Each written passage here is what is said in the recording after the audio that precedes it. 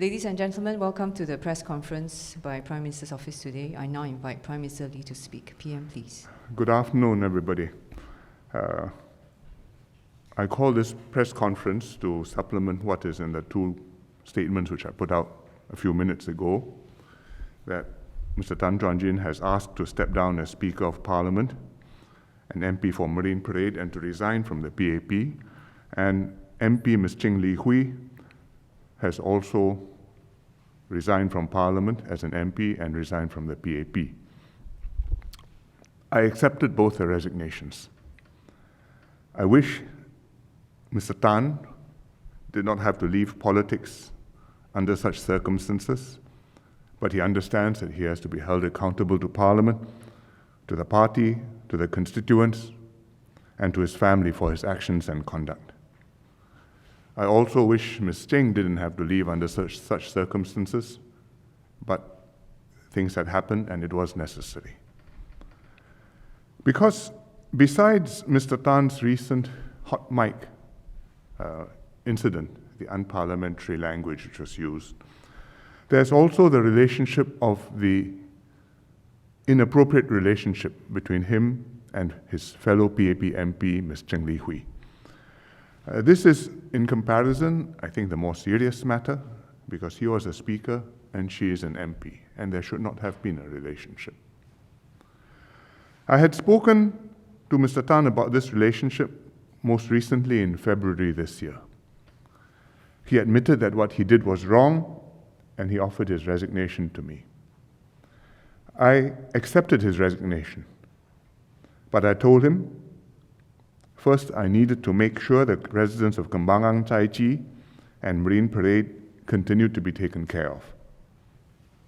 Meanwhile, his relationship with Ms. Cheng had to stop. But very recently, I came across information that strongly suggested that the relationship had continued. And I decided then that Mr. Tan had to go forthwith, whether or not the arrangements were ready. It couldn't wait any longer. At around the same time, the video clip of Mr. Tan misspeaking in Parliament circulated. He was away. After he came back, I asked to see him. During our discussion, he agreed to leave immediately, both for his unparliamentary conduct as well as his inappropriate relationship with Ms. Cheng, which he had told me that he would break off, but he did not. Ms. Cheng, as I mentioned, has also resigned as MP for Tampines GRC and as a PAP member. She too has been counselled, including by me, also in February this year, but nevertheless she had continued the relationship with Mr. Tan. It saddens me to discover that these two PAP MPs have fallen short of the high standards of propriety and personal conduct that we expect of all PAP MPs. When such a situation arises, it's my duty as Secretary General of the party to deal with them and put things right. And it means to counsel, to correct, to admonish, and ultimately, if necessary, to remove the MP from the party and the Parliament. It's painful to do this to our friends and comrades in arms, and it can also be politically embarrassing and costly. But the PAP has to maintain party discipline and standards of conduct.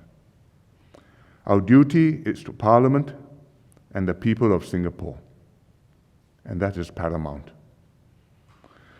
I assure the residents of Kembangan Chai Chee Division in Marine Parade GRC and Tampines East Division in Tampines GRC that the remaining GRC MPs will continue to look after your interests and serve you to the best of their ability. Specifically, Mr. Edwin Tong will take care of Kembangan Chai Chee residents in Marine Parade, and Mr. Masagos Zulkifli will take care of Tampines East residents in Tampines. As for the Speaker of Parliament, I will nominate a new Speaker by the next sitting of Parliament, which will be on August the 1st, when I will also be making a ministerial statement. In the meantime, the Deputy Speaker, Ms. Jessica Tan, will be the acting Speaker. I urge all Singaporeans, including the press, to give Chuan Jin and his family, as well as Li Hui and her family, space and time to heal from this episode. Chuan Jin and Li Hui's conduct was inappropriate. They've resigned their seats, but you can imagine the pain and anguish that they and their families are going through.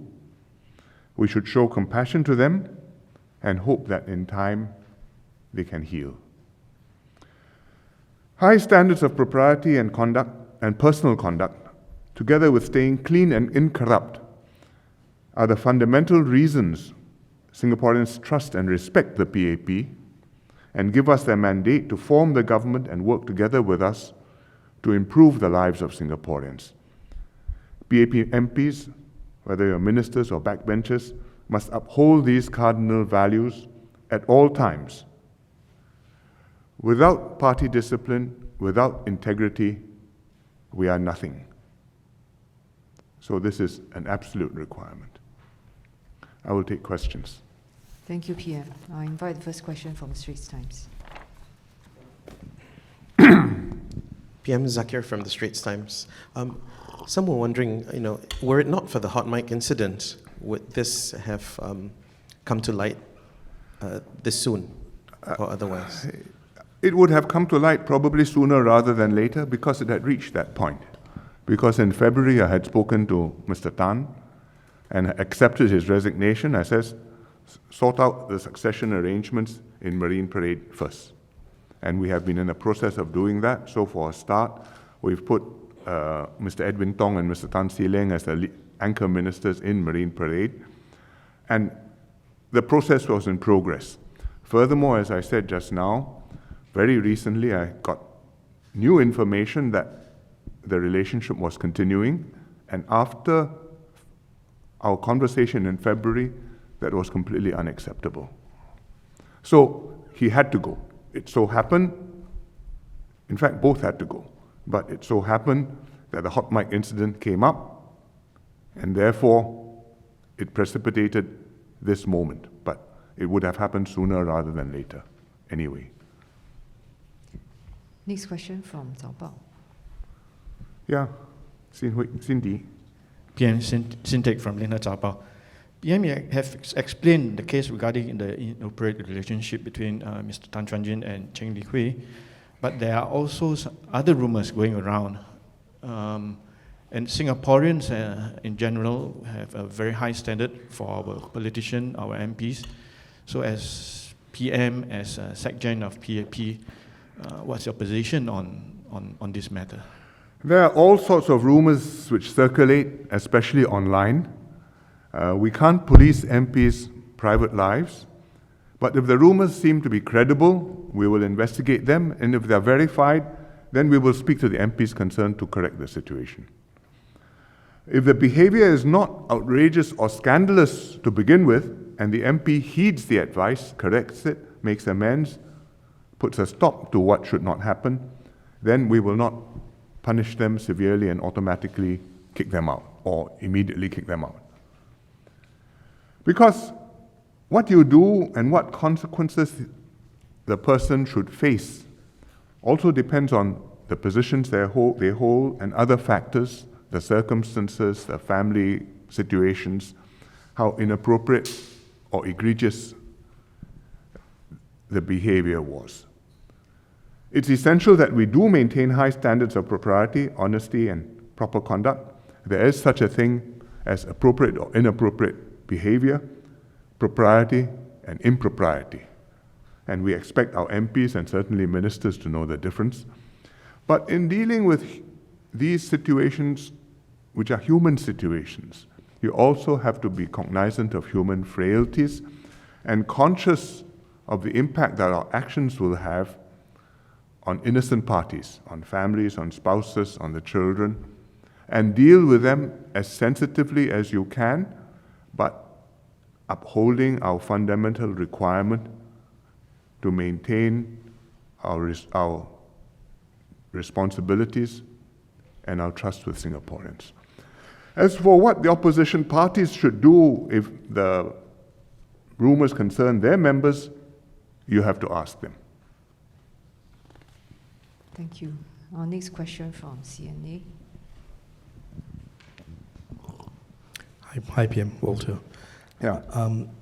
I just want to ask a few questions around timing. Yes. You mentioned that you had this conversation with Mr. Tan in February. Yes.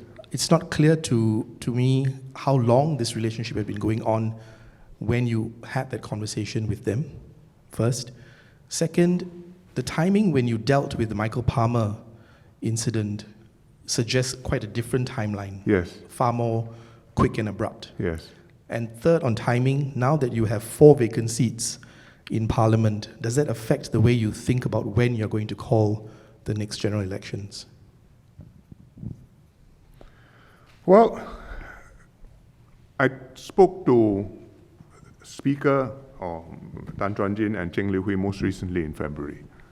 I learnt of this sometime after the last general election in 2020. I do not know when it began, but they were spoken to, counseled. Unfortunately, the matter didn't close, and so it came to the conversation, the hard conversation we had in February this year. As for comparison with Michael Palmer, I think it depends on the situation of the case. As I said, you've got to look at the circumstances and the spouses and the family conditions, at how you can manage this as sensitively as you can and yet do your duty. And it depends on the person's response as well as the specifics. So I don't think it is possible to make direct comparisons. As for the general election, I have no plan to call an immediate general election. A general election is due by 2025. We are in the second half of the present government's term. We've just opened Parliament recently. We have a full agenda for this term. We are working at it, and that's what we will focus on. And in the GRCs where there's a member missing, the other members of the GRC will step up and will make sure that the constituents are well looked after. That's one of the advantages of having a GRC.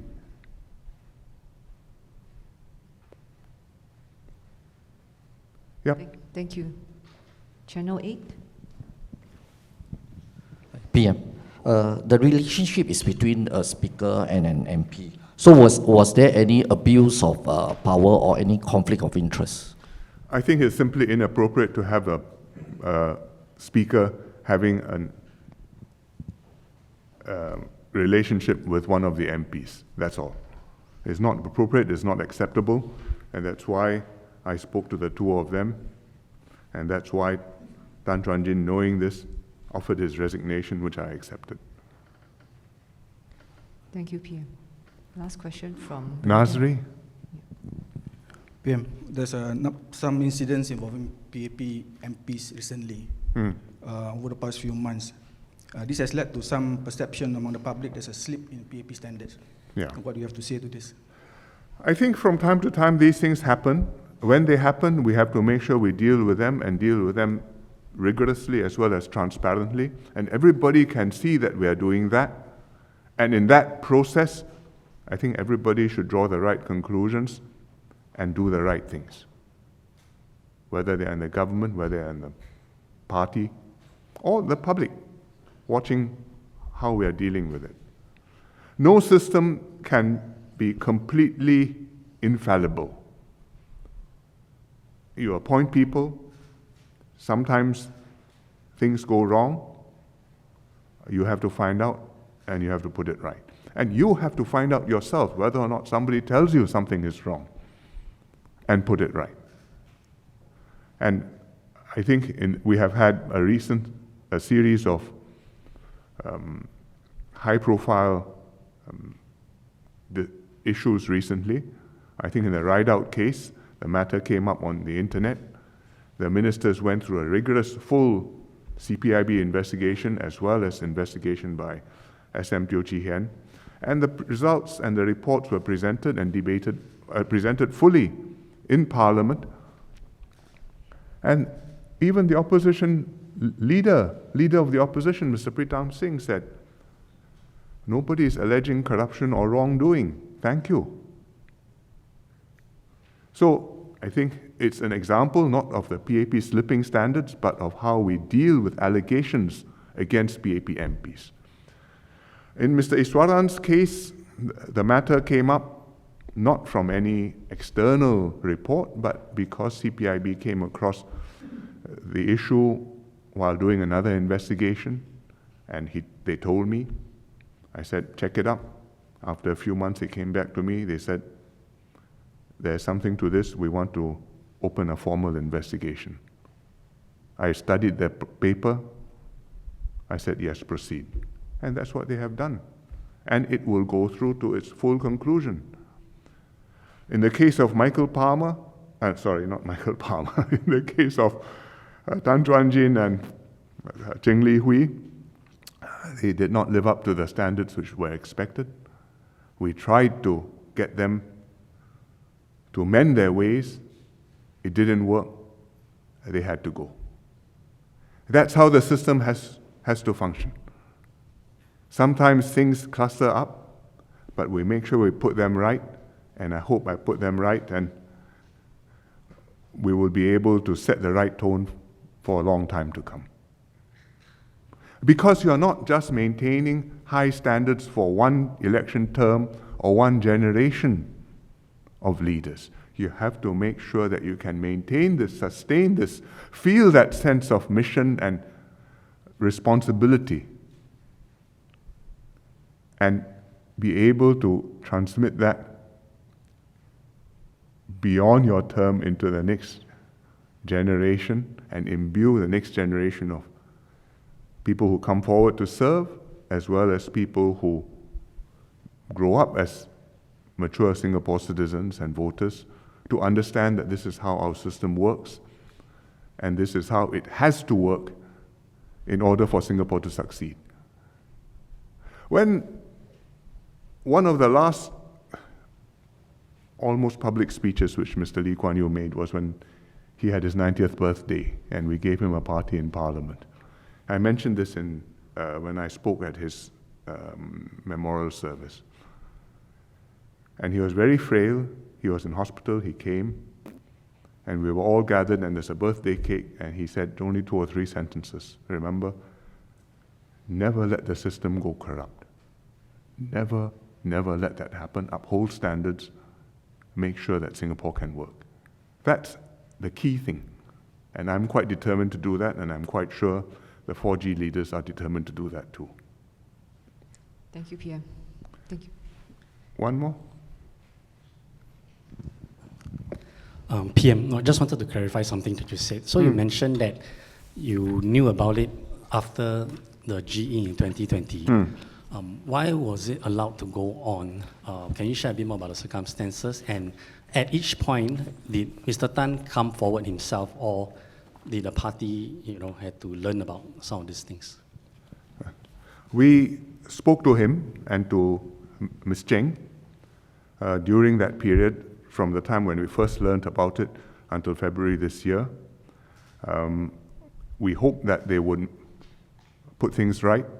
Unfortunately, they did not.